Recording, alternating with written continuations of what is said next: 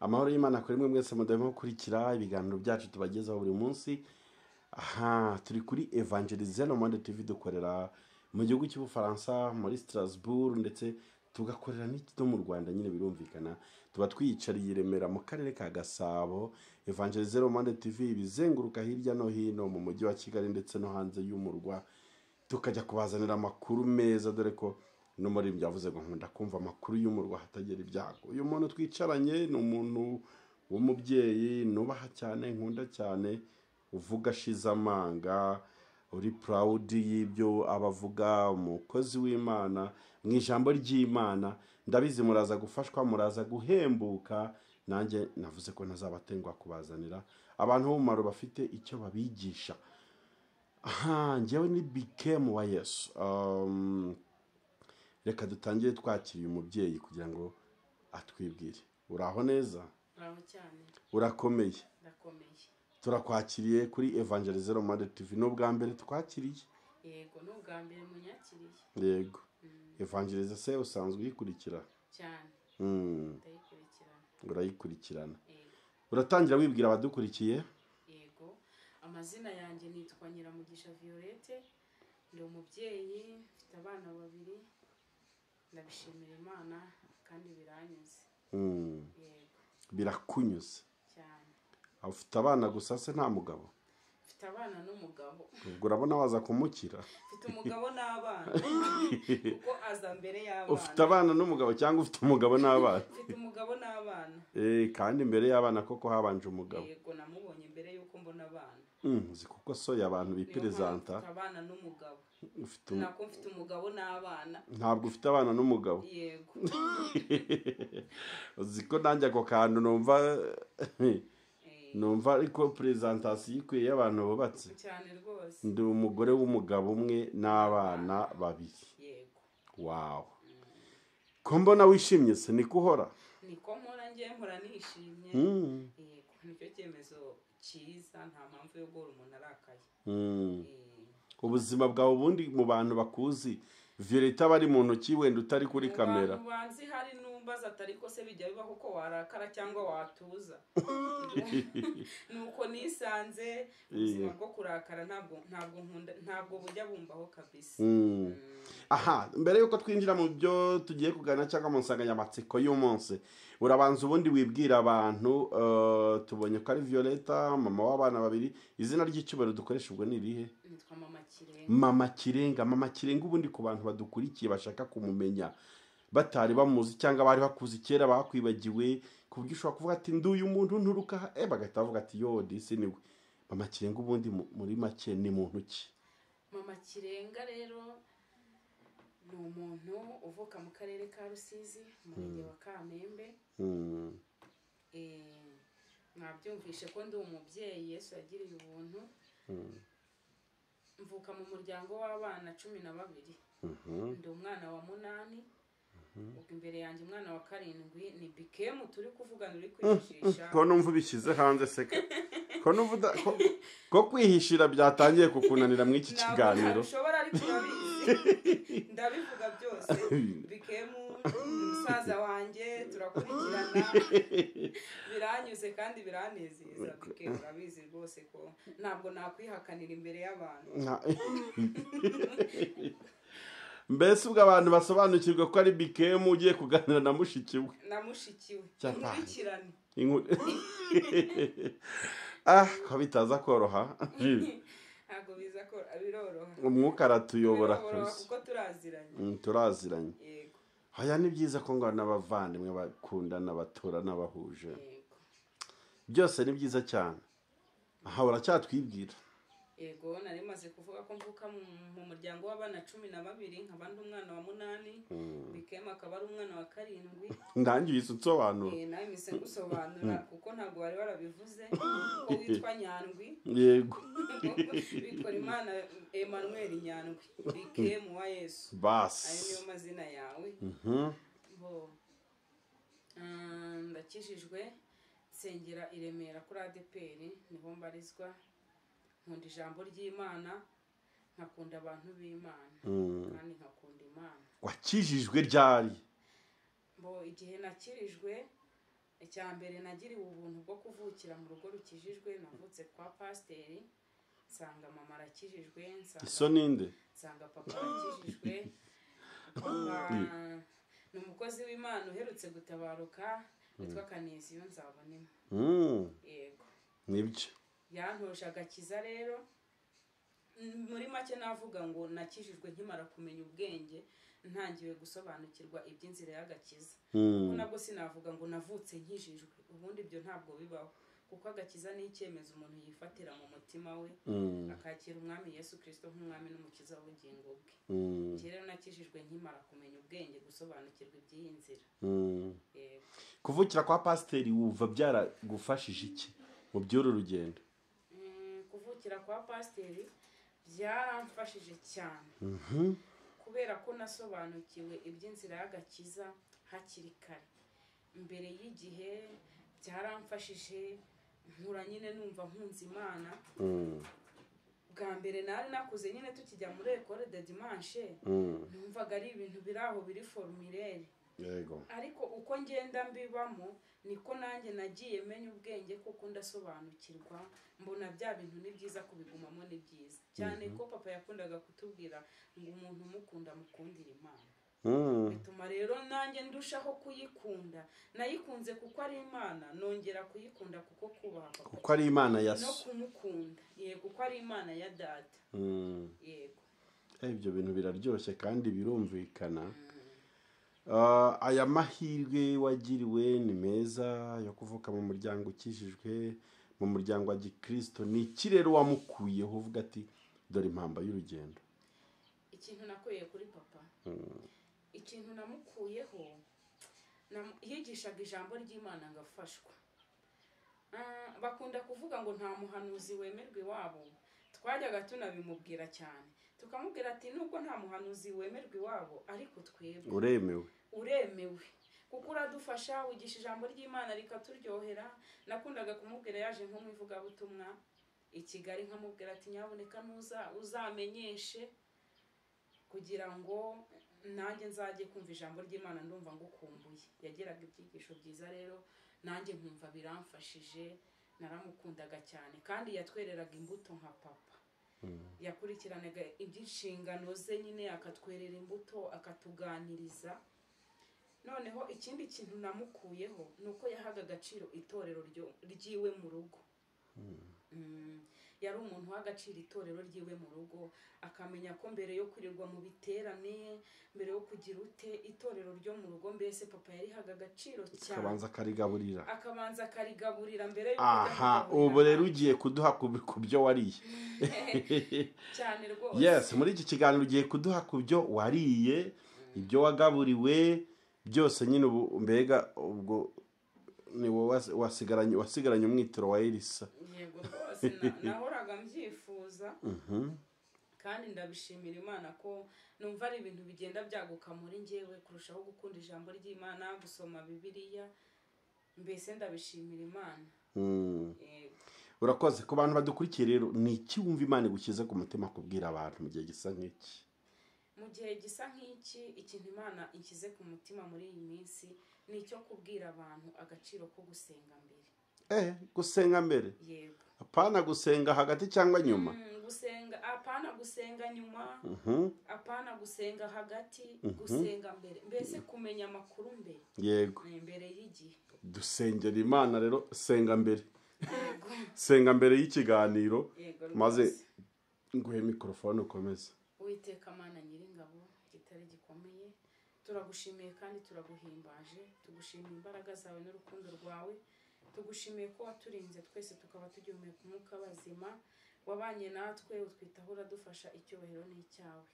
Aya masaha duciye bugufi turi imbere yawe, ngo amaraso yawe twese kandi adutungane. Mana ishobora byose, turakwinginze ngo uzubane natwe muri kano kanya.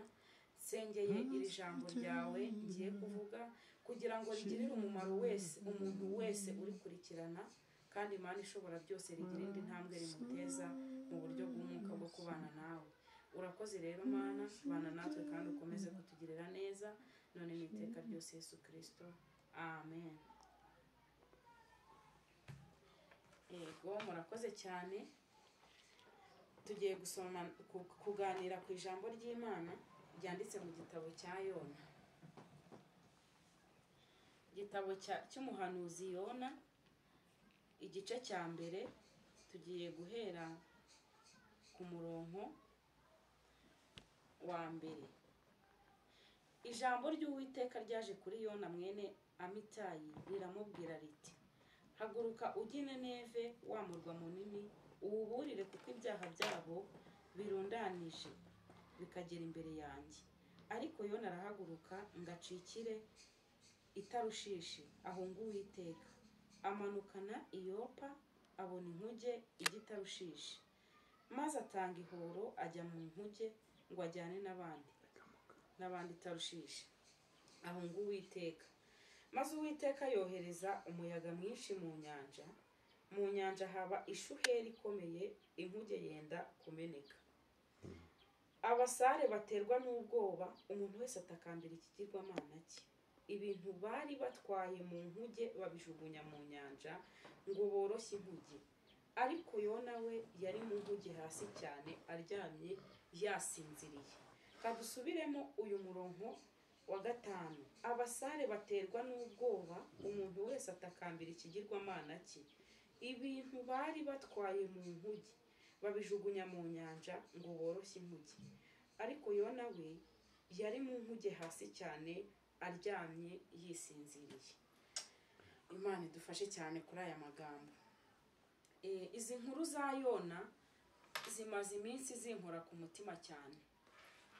Yona yari umuhanuzi Imana yemeraga, isanzwe imukoresha nk'uko n'ubundi Imana isanzwe ikoresha abahanuzi bayo muri iki gihe. Imana ibwira Yona ati: Yona, ngiye kugutuma rero ahantu bita i Tarushishi. Yona yumvise ayo makuru, ntabwo ari amakuru yakiriye neza, kubera ko Yona aho yari ari n'aho Imana yari imwohereje bari bafitanye ibibazo, ntabwo bari babanye neza, bari bafitanye ibibazo, mbese ari abantu atiyumvamo. Imana iramubwira ati: Yona, ngiye kugutuma i Tarushishi. Yona aravuga ati: se Mana, ubu koko wabura undi muntu utuma? Yona nyine yaritotombagira ute, afata icyemezo cyo guhunga Uwiteka. Yona aragenda atega ubwato nk'abandi kugira ngo abashe guhunga. Imana yamutumye i Nineve, yamutumye mu murwa witwaga Nineve, ahubwo Yona amanuka ajya guhunga Uwiteka, ahungira i Tarushishi. Nuko Yona aragenda nk'ibisanzwe, atanga amafaranga, aratega nk'abandi bagenzi, baragenda. Bageze mu nyanja hagati, ako kanya hahita haza umuraba uba mwinshi mu nyanja. Abantu bati: se ubu ngubu ninde uduteje ibyago? Baramushaka, ngo babanje kwigira inama, baravuga bati: kugira ngo iyi nkuge turebe ko yakoroha, reka dufate ibintu twari dufite tubijugunye mu nyanja, ahari inyanja yatwemerera ikaduturiza. Bariya bantu nibo bantu nshaka ko tuganiraho cyane kuri uriya murongo wa 5. Ukuntu bariya abantu bafashe ibintu byose bari batwaye bakabiroha mu nkuge. Ngo bafashe ibintu byose bari bafite babishyira mu nyanja. Bamaze kubishyira mu nyanja, babona inyanja itabaturije, bigira inama, baravuga bati: noneho aho kugira ngo dukomeze dutezwe akaka kangana gutya, tugiye gukora ubufindo, turebe umuntu uri kuduteza ibi byago. Bafashe umwanya bakora ubufindo bugwa kuri Yona. Inkuru za Yona, igitabo cyose byaba byiza umuntu afashe umwanya akahasoma hose. Noneho ikintu rero cyanteye agahinda cyangwa cyambabaje muri iyi minsi muri iyi nkuru, ni ukubona ibintu bari bafite bakabiroha mu nyanja, nyamara bakaza kwigira inama yo gukora ubufindo nyuma barangije kujugunyamo ibintu byabo byose. Je naribajije, ese uwazanye iki gitekerezo cyo kujugunya ibintu mu nyanja kubera iki atabanje kuvuga ngo reka tubanze dukore ubufindo turebe umuntu uduteje ibyago. Narahumvishe rero numva birambabaje cyane, ndavuga ngo nabigereranya n'abakristo b'iki gihe bari kujugunya ibintu byabo hejuru ya Yona, batazi umuntu bateje ibyago, batazi, nta makuru bafite, nta makuru bibitseho. Ugasanga abantu b'iki gihe bari kujugunya ibintu byabo, niko nabivuga, nyamara bakajya bashakisha amakuru nyuma. Urugero natanga, burya umuntu wamenyeranye n'Imana, umenyereye gukorera muri yo, umenyereye ko ibintu byose Imana imuha amakuru, hari igihe afata icyemezo ahubutse bikamugiraho ingaruka, nyamara agashaka kumenya amakuru nyuma, kandi nyamara ibimubaho byarangiye.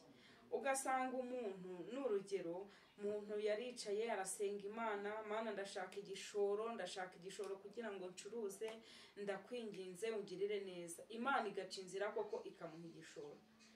Yamara kumuha igishoro, nkaho yakwigiriye inama akavuga ati ngiye gusenga koko, ngiye gusenga Imana, ndumva nshaka kuyibaza amakuru, ndumva nshaka kuyibaza, ese Mana ko nagusenze ukanyumva ukaba umpaye igishoro, ndakora iki?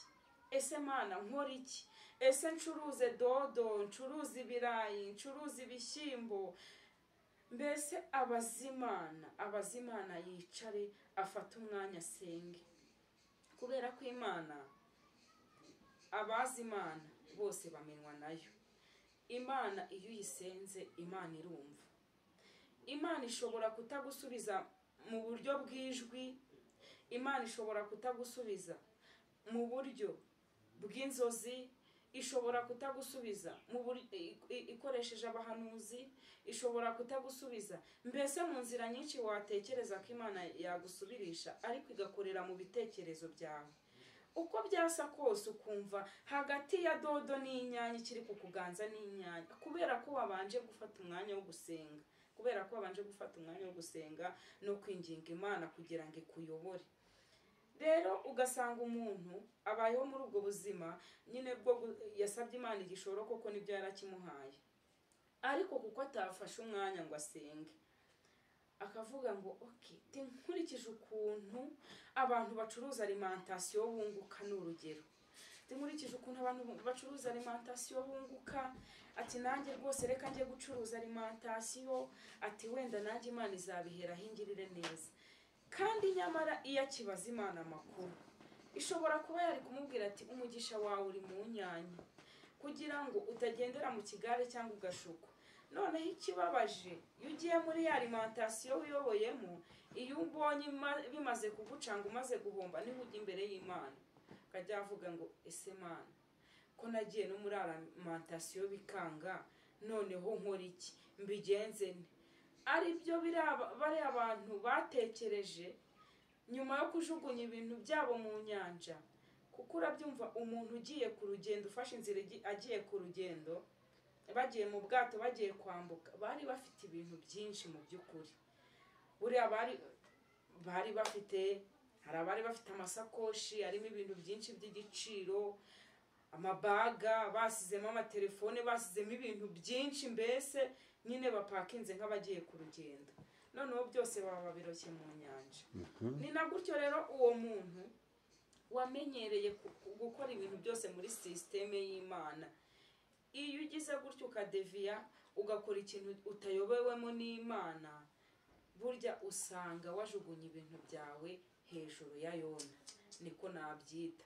Kandi mu by'ukuri bariya abantu iyo bagikora ubufindo mbere, byari kubasha kubagirira umumaro mwinshi. Bariya abantu iyo bakigira inama yo kuvuga ngo reka tubanze dukore ubufindo, tumenye umuntu uduteje ibi byago, bari kurokora ibintu byabo bari batwaye, bari kurokora ubutunzi bwabo. Nacyo dusabwa rero nk'abakristo, tujye tubaza amakuru mbere y'igihe. Niba uri umukobwa usenga Imana, ukaba uri umusore usenga Imana, mbere yo kubaka urugo, bwira Imana ngo Mana ndagukeneye, ndifuza amakuru, ndifuza amakuru mbere y'igihe, ndifuza amakuru, ese uriya musore uri kundambagiza Mana ubundi ni muntu ki? Ese koko niwe mutwara unkwiriye? Ese koko uriya mukobwa Mana niwe mufasha unkwiriye? ugasenga mbere. Imana rero ijya yumva gusenga kandi Imana irasubiza. Ntabwo bizaba ngombwa ko Imana buri gihe igusubirisha abahanuzi, cyane ko rimwe na rimwe abenshi bo mu iyi minsi, ndivugira abenshi ntabwo ari bonse, abenshi hari abakorera mbese barivanze. Niyo mpamvu tuba dukwiye gusenga Imana ikatwihera amakuru nyirizina. Rero ntabwo bizaba ngombwa ko Imana igutumaho umuhanuzi kugira ngo akubwire ngo yego byemere uriya mukobwa n'uwawe. Ubwiwe n'iki se ko uwo mukobwa atagiye kumuguririra kugira ngo azamukubwire? Ahubwo senga mbere. Imana nibona ishyaka ufite ryo gusenga, burya yanagusubirisha ibimenyetso. Itiriwe none se uba uri muri fiyansaye ukabona umuntu agukubise urushyi, nk'ubwo ngubwo wakomeza urwo rugendo wakwibaza ati se umuntu unkubise urushyi ari fiyanse wanjye akaba mbabaje bigeze aha, ubu nitugera mu rugo bizacura iki? Imana ifite inzira nyinshi cyane ikoreshamo iri gusubiza amasengesho twasenze. Niyo mpamvu tuba dukwiye gusenga mbere. Naho nugera mu rugo ukabona birahindutse, ukabona ibyo watekerezaga kuri runaka si byo bibaye, nibwo uzatangira kujya imbere y'Imana uvuga ati ese Mana koko burya runaka niwe wari wamunteguriye? Ubundi uru rugo Mana siniyoboye? Mu by'ukuri uri kuyibaza, ariko watakaje ibintu byinshi, watakaje igihe, mbese ntago urugo rwo birumvikana kugira ngo uzabone igaruriro, kuko ntabwo uzaba ubyaye kabiri, ubyaye rimwe, cyangwa se mumaze imyaka ingahe ngo uri kujya kubaza Imana ngo ese uyu muntu ni uwanjye, kandi mwaramaze kuba umubiri umwe, aba yarabaye uwawe icyo gihe, ariko hari igihe bikugiraho ingaruka z'uko utasenze mbere. Rero dukwiye gusenga mbere, tukabaza Imana, tukabaza amakuru mbere. Niba rwose hari icyo ugiye gukora, banza ubaza Imana, uyibaza ati se Mana bimeze bite? Niba hari aho ugiye kujya, burya hari urugendo Imana ishobora kukubuza kugenda kubera iki? Iri kubona hari ibyago, hari ingorane uri buhurire nazo mu nzira, kubera ko ntabwo ibintu byose ushobora no gusenga Imana ugasengera urugendo, ukagenda wagera muri gare ugasanga imodoka wakatishije wenda yanagiye, ugahora n'ikintu kigukerereza mu nzira, muri make ukitotomba ukavuga ati se Mana kubera iki wundi iriya modoka insize? Kandi Imana mu mugambi wayo iri kukurinda impanuka, kubera ko ikikurinze, kubera ko ikiguhagazeho, wenda Imana iri kukurinda impanuka. Ubwo rero ntabwo ibintu byose Imana isubirisha wenda kuvuga mu ijwi, kuvuga iciye mu bahanuzi. Natwe ubwacu hari ibimenyetso Imana igenda ikora, hari n'igihe Imana ikorera mu marangamutima yacu, ukumva uko byasa kose wategura urugendo, ariko ukumva rwose umutima wawe ntukwemerera kubikora. Burya aba ari umwuka w'Imana iyo uri umuntu w'umukristo, iyo uri umuntu usenga. Ubwo rero bakristo bene data, ndabingingira kugira ngo tujye dusenga mbere, tubaze Imana amakuru, tuyiyoboze inzira ducamo, tuyiyoboze iby'urugendo, ntitumere nk'aba bantu bafashe ibintu byose bari batwaye bakabiroha mu nyanja, kandi nyamara ngo Yona we yari yiryamiye mu nkuge yisinziriye, nta n'ikintu bimubwiye rwose, yari yijijishije nk'aho nta cyabaye. Yona nuko yari yimereye, ariko mu by'ukuri ari buri guteza ibyago mu nkuge. Imana rero nidushoboze kugira ngo tujye tubasha gusenga mbere, tujye tuyibaza amakuru mbere, kubera ko n'aba bantu bagenzi iyo bagisenga mbere ntabwo baba barahombye bingana kuriya. Yona barakomeje baragenda, noneho ubufindo buza kugwa kuri Yona. Bariya abantu rero baza kwigira inama, baravuga ati hoya nubwo bukuguye ariko reka dukomeze tugashye cyane tureba ko twagera hakurya. Biranga niko gufata icyemezo, bamujugunya mu nyanja, ifi iramumira, amaramo iminsi 3 n'amajoro 3 mu nda y'urufi. Noneho Yona urufi ruza kumuruka imusozi. Murabizi ko noneho yagiye yakwemera kugenda gukorera Imana, ajya yakwemera kugenda kuvugira Imana. noneho aragenda. Imana yari yamuhaye ubutumwa buvuga ngo Yona haguruka ujye Ninewe uburire abantu baho kuko ibyaha byabo bibateje akaga. Turiya murwa rwose ugiye kurimbuka, ugiye kumera nabi. Burya birashoboka Imana ishobora kugutuma ku muntu mutumvikana, ikagutuma ku mwanzi wawe wenda iyo ifite ikintu igamije gukora. Noneho Yona akimara kumva ngo ni ukubaburira. Buriya Yona Imana yikiza kumubwira ngo haguruka ugende umenyeshe bariya abantu kuriya murwa ngiye kurimbura, ngiye kugira ute. Ahari yari no kwishima akavuga ati okay, Imana imbwiye ko igiye kubarimbura. Ariko Imana imvugo yakoresheje yaramubwiye ngo haguruka yewe Yona ngo utume ugende uburire uriya murwa. Yona yumvishe ko ari ukuburira, aravuga ati niba harimo imbuzi, burya ijambo ririmo imbuzi akenshi haba hari amahirwe yo gukira, haba hari amahirwe yo kurokoka. Kubera ko Bikemu nkubwiye ati Bike ndakuburiye, nuza kujya hano hantu uramenye utaza kurya ibiryo byaho birahumanye. Burya kubera ko nakubwiye ko ari ukukuburira, uko byasa kose ntabwo uzabirengaho. Rero amahirwe yose umuntu aba afite hakoreshejwe ijambo imbuzi, aba afite amahirwe yo kugaruka. Yona yumvishe ko ari ukubaburira kandi yashakaga ko barimbuka, ahita agira ikibazo.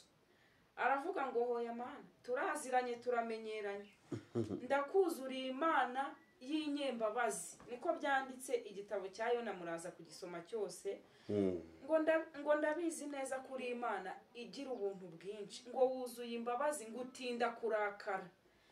Yona kuko yari asobanukiwe Imana, yari azi imbabazi zayo, yari azi ubuntu bwayo, none Imana imubwiye ngo genda uburire bariya bantu, Yona ahita aravuga ati hoya, uko byasa kose ntabwo bariya abantu bakirimbutse.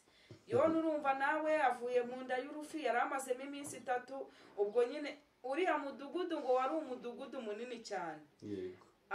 Niba yarafashe akagoma simbizi, niba ari firimbi yakoresheje, aragenda arawuburira rwose, nimwihane ibyaha byanyu bibateje akaga.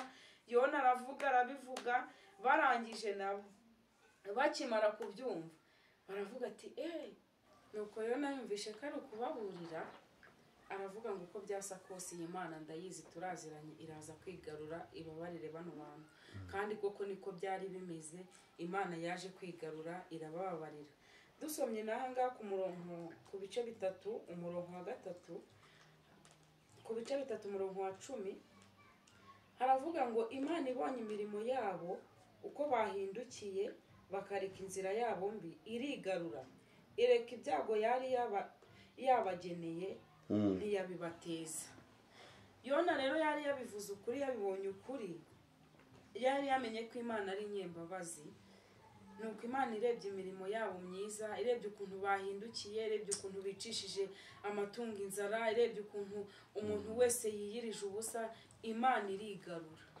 Imana irigarura ibagirira imbabazi. Ndagira ngo mbabwire ko iyi Imana ari inyembabazi. Imana igira imbabazi nyinshi, Imana igira urukundo rwinshi. Imana uko waba umeze kose, uko waba uri umunyabyaha kose, iyo uciye bugufi ukemera guhindukira ukabwira Imana ikakubabarira, Imana irigarura. Imana irigarura rero, ntabwo ari wowe ufite ibyaha byinshi byatuma Imana itigarura ku buzima bwawe. Uwemera uhindukirira Imana, uyemere nk'umwami n'umukiza wawe mu bugingo bwawe, ugendane n'Imana, kuko Imana ni inyembabazi, ntabwo bizatuma Imana itigarura ku buzima bwawe. Imana rwose ishimwe cyane ko n'aba bantu b'Ninewe yabagiriye imbabazi. Nuko Yona nyine abonye ibibaye, abonye ukuntu Imana yigaruye, Yona rwose arimo agenda, Imana imwigisha isomo rikomeye cyane. Imana yamwigishije isomo rikomeye. Yona yaricaye yicwa n'izuba, izuba riramwica. Ako kanya Imana ihita izana igiti cyiza kiramutwikira, kimera aho ngaho yari yicaye. Kimaze kumutwikira, Yona ngo yarishimye cyane, aranezerwa, yumva ni byiza, yumva ageze mu gacucu rwose. Yona arishima, aravuga ngo rwose pe ndumva ibi bintu ari byiza, ndumva ari sawa. Ariko Imana yabikoze hari isomo ishaka kumwigisha. Noneho Yona hashize iminsi, Yona amaze umunsi abona ngo kagati inanda yaraje irakarya, nuko nyine kararaba. Yona nabwo arivovote, se Imana ibi ni ibiki bibaye koko? Nari nimereye neza, nari ndi mu gacucu nezerewe, kubera iki ibi ngibi bibaye? Nuko Yona Imana yamusubije ikibazo cyiza, yamusubirishije igisubizo cyiza cyane. Iramubwira ngo niko Yona, kubera icyo urakajwe n'uruyuzi utamejeje, utateye, mbese nta nubwo uzi ukuntu rwageza. Ni gute njyewe nabura kubabazwa n'ubwoko bwanjye? Ni gute nabura kubabazwa n'ubwoko bwanjye niremeye? Nuko Yona nyine abona nta kindi cyo gukora, nuko arataha. Ariko ndagira ngo mbabwire ko Uwiteka ari inyembabazi. Ikintu twakuramo nari nifuje kubasangiza, icya mbere ni ukujya tubaza amakuru mbere yo kujugunya ibintu byacu, mbere yo kujugunya ubutunzi bwacu. Banza ubaze Imana amakuru. Wowe mukristo wamenye Imana, wowe wamaze kuyisobanukirwa, wowe wasobanukiwe agaciro ko gusenga, mbere yo gukora gahunda zawe z'ubuzima busanzwe, mbere yuko wiyobora, babaza Imana amakuru mbere yo kugira ibyo utakaza. Kuko kujya kuyibaza nyuma n'ubundi uzayibaza wenda iguha amakuru, ariko hari igihe bitazashoboka ko wigarura, kuko ntabwo ibintu bajugunye mu nyanja baje kubikuramo nyuma ngo nuko babonye uwari wabateje ibyago. Ntabwo bahindukiye ngo bavuge ngo reka noneho tujye kubireba, ahubwo bakomeje urugendo bararokoka, ariko bari bafite ibintu byinshi batakaje mu rugendo. Inshuti bene data, tujye tubaza Imana amakuru. Bizinesi zacu zitarahomba, tutarabura uburyo, tubanze tubaze Imana amakuru, tuyibaze ngo Mana nkora iki? Kuko nubona njyewe narahiriwe no gucuruza dodo, nawe ukambwira ati ariko uko byaza kose muri dodo harimo ibanga, ushobora kuzabikora muri make. Imana yarabonye ko izakuzamurira kuri mitiyo. Banza ubaze amakuru, ubaze Imana, uyiyoboze inzira, kandi bizadufasha. Mukobwa, musore, baza Imana amakuru mbere yo kujya mu rugo rwawe. Ibwire ngo Mana ndifuza kuzagera mu bwami bwawe, ndifuza kumpa ijuru ritoya mu rugo iwanjye. None runaka uri kundambagiza, ese koko azatuma tugerana mu bwami bwawe? Ese koko nzabana nawe niwe wanteguriye? Imana ishobora kubahuza akabisomo ku buzima bwawe, ariko hari icyo ishaka kukwigisha izabishyiraho iherezo, kuko wayibajije amakuru yumva gusenga kwawe. Ubwo rero ushobora no kugera ukabona hari ikinyuranye uko byasa kose, ariko burya Imana yo ibizi impamvu yabikoze, kandi umenya nuko usenga icyo gihe. Uravuga ngo Mana ni ko ari wowe wanyoboye, ko nayobowe nawe, ko ari wowe wanjyanye ahangaha, none ko ndi kubona bimeze gutya. Mana ko byancanze, Mana nkora iki? Mana mbwira, ngira inama, mbere umujyanama. Kuko wayigishije inama mbere, nayo izagira umwete n'ishyaka ryo kukugira neza no kugutabara no kuguha imbaraga zo kumenya uko witwara, kubera ko wabanje kuyiyoboza inzira.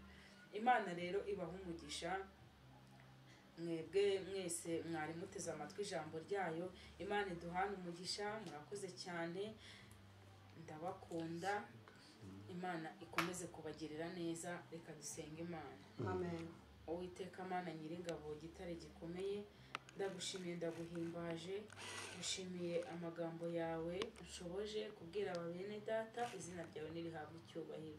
Ndakwinginze rero kugira ngo Mana uyashorereshe imbaraga zawe, uyashorereshe umwuka wawe wera, kugira ngo abashe kugirira umumaro abayumva. Urakoze rero gukomeza kubana natwe no kutwitaho none n'ibihe byose, Yesu Kristo. Amen. Amen. Amen.